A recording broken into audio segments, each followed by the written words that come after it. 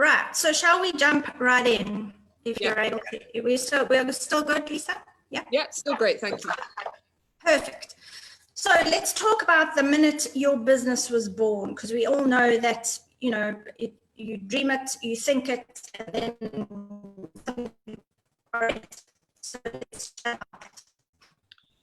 so the minute my business is born is just, I think it just reflects my life really, and what I call my employment ADHD, because technically when this whole business was born, I have this conversation in my head repeatedly, a television director.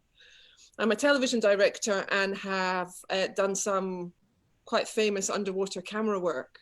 But the business was born because I think I like to travel and I like to eat, and I like to eat good food. And we were on a road trip with a load of friends, and we were in the middle of nowhere. And we were going along the garden route, and all the way along the garden route, the only thing that I could find to eat were, actually, I'm just going to name names, fries, sausages. And I know they work for a lot of people, but they don't work for me because I don't eat soy and I don't really like processed food. So we were up in the mountains and we were all sitting around a braai, and I'm going to say there was possibly some beer and some wine had been consumed. And when another fry sausage came, it's just like, this is what you're having for dinner. And everyone else has like got different kinds of meat or all of those crazy things. I literally sat there and said, I'd rather eat the cardboard box. I just got to the point where 4 nights in a row that it wasn't working for me. And for the rest of the trip, basically, until we were in more civilized area, I just ate bags of crisps. But what happened was, one of the people that was there worked in food distribution. We had this whole conversation of, why can't we just make really nice vegetarian food that actually you don't have to be vegetarian to eat? Because we were just talking with a bunch of people and saying, wouldn't it be great if we could have lentils and butternut and healthy stuff? And at the time, I had a bit of a craze about goat's milk halloumi, but that's really expensive. So that's why it's not in the sausages. And also it's cheese. And we now make a vegan product. So that's where it was all born. And it was bouncing around ideas with friends, and mainly me sitting there saying, I want to be able to eat something that I like to eat and is easy to prepare and tasty. And actually other people like to eat as well. So that's where it all came from. What an amazing story. It's cool, and especially because it was born around what we, as in South Africa, traditionally call a braai. Yeah. What a better place. What better place? That's so great. Well, yeah, it's meant to be, isn't it? Well, I think you'll probably find a lot of innovation and motivation. Maybe a lot of innovation happens in situations like that. The UK equivalent is probably the pub. Because there's actually studies shown that actually if you have one alcoholic drink, it kind of induces a bit of creativity. When you tip into 2, it all gets lost. So it's just one. Apparently it's just finding the balance. It's finding the balance. I think how many other girls on this group, how many other women on this group have sat there, and actually those sparks and ideas of their business have come sitting around the braai, friends, family, just the looseness of creativity. Fabulous.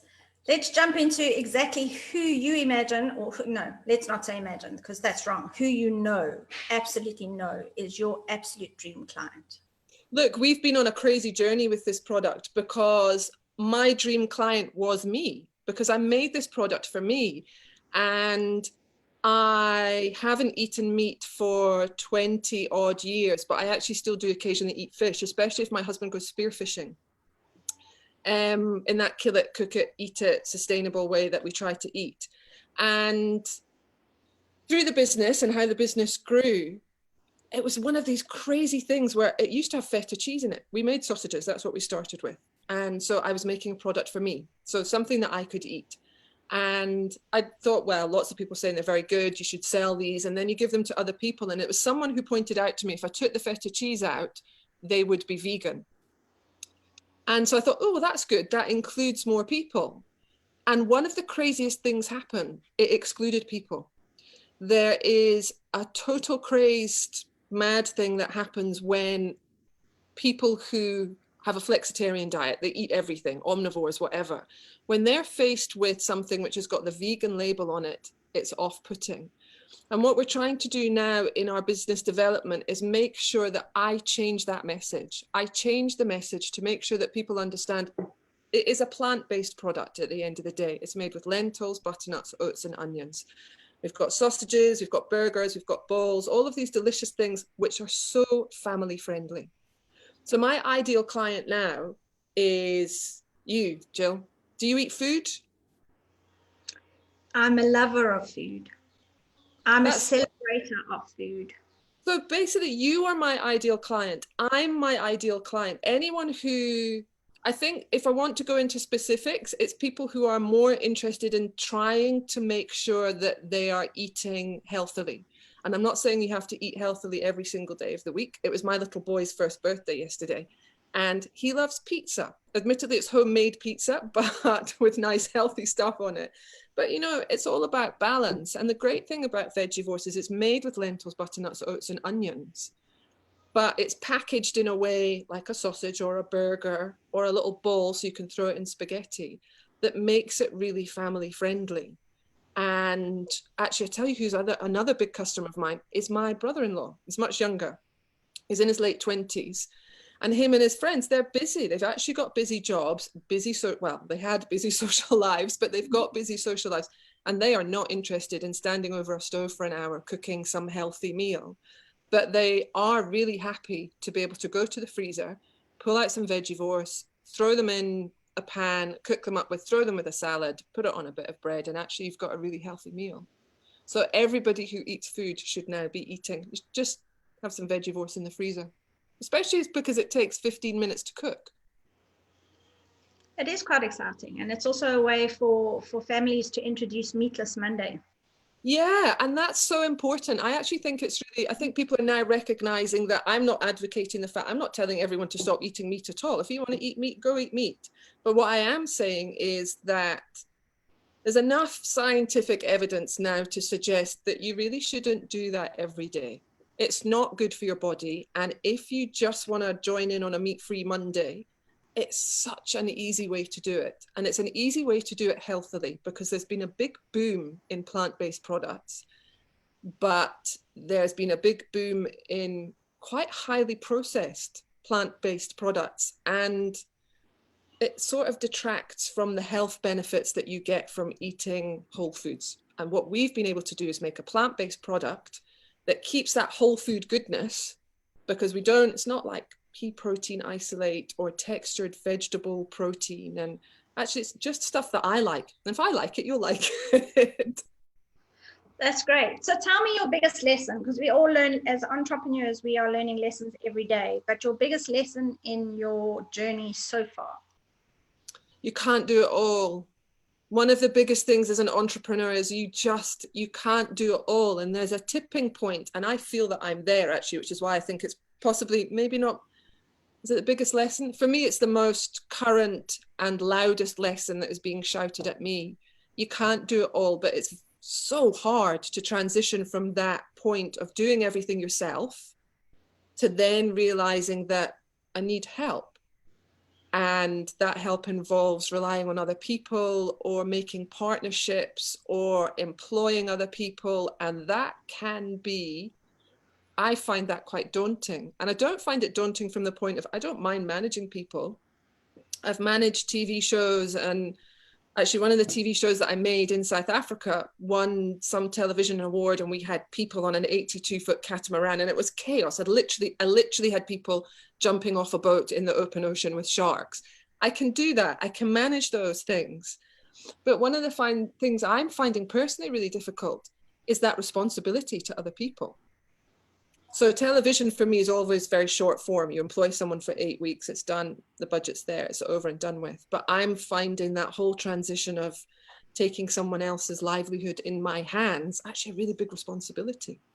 And then also juggling with family and my husband, and getting pregnant at the age of 44 and having our first child, and finding out I was pregnant about 6 weeks after I'd signed a lease to expand our business from home into a factory, and juggling all of that. That is really, really difficult. So that has been my big lesson, is get help as soon as you can. And a lot of that help doesn't have to be paid. And I didn't realize that, which leads me on to, I think my best piece of advice, I think which is find a tribe, find people so that you are not on your own. Because I'm not sure about you, Jill, I found this journey really lonely sometimes. Yeah, it's very, very lonely. I think as entrepreneurs, we do, because very oftentimes we're working from home or in an isolated space, it can be very, very lonely. And I agree with you. I couldn't agree more. The women that I've connected with this year, particularly, and in fact in the Girl Boss Hustle group and the inner circle, have just been amazing. I'm not sure that I would be where I am right now without them. So I absolutely agree with you. I couldn't agree more. No, I couldn't. I mean, I know I sound a bit like, I'm not a religious person, but I do sound a little bit like an evangelical preacher at the moment about my experience with the inner circle and meeting a bunch of women who have been instrumental in the business growth that I've had over lockdown, basically, because that's when I met most of them and that's when we all came together. And it's not just been, one of the things that I value the most from it is, as well as getting incredible business advice and support and connecting me with people in lots of different areas, like Jill's expertise in social media and all of those kind of things, and virtual like assisting has helped all of us in the group. I she's like, yeah, do this, but let's not mention Pinterest. Anyway, both of us have a thing with that. Don't mention Pinterest. My name is Joshua. Yeah. Anyway, so I've had that kind of really practical business advice, but I've had a lot of emotional support as well, because this is tough. Doing this on your own and being an entrepreneur is tough, and sometimes it's just great to have a group of people where I sit there and I just go, I literally do that. And everyone's just like, you're okay, breathe. And they help me refocus and work out where I need to go. And it's brilliant. I've loved it. It has been an absolute joy chatting to you this morning. And may your business grow from strength to strength. And I do know that Lisa at the moment is exploring the name game. Oh, no. Considering a rebrand and having a look at all those fun kind of things. So if you have any interesting ideas for her, pop her a mail. Where can we find you, Lisa? So we are on www.VeggieWors.co.za. All of our information is there. We're also on Instagram as VeggieWors_SA. Exciting. And may your business grow from strength to strength. It was great chatting. Thanks so much. Thank you, beautiful woman. Thank you all. Thank you. Bye-bye. Bye.